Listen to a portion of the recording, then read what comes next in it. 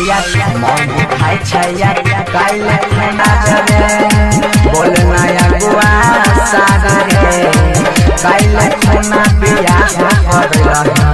मौगी खाई छैया चारे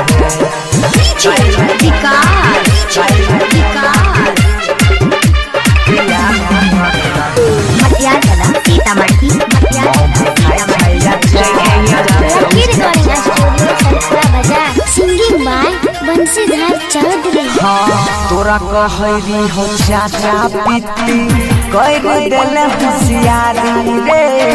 हम हुआ बुढ़ा पागल भेलिए पर तो एक दिन भारी रे सोचे हो चाचा पीती कइले बड़ होशियारी रे हम हुआ बुढ़ा पागल भेलिए पर तो एक दिन भारी रे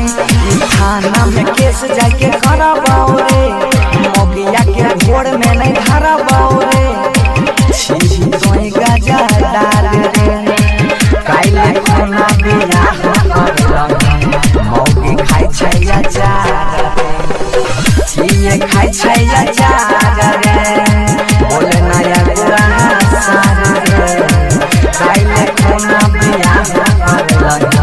मौगी खाई छैया चार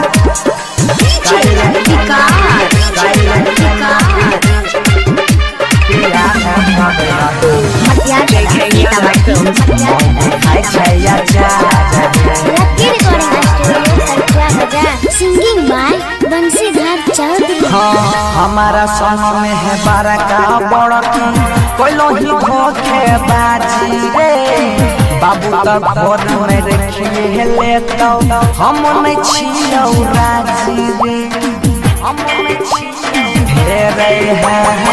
हमारा संग में है बारा का बड़की कोइलो ही धोखे बाजी रे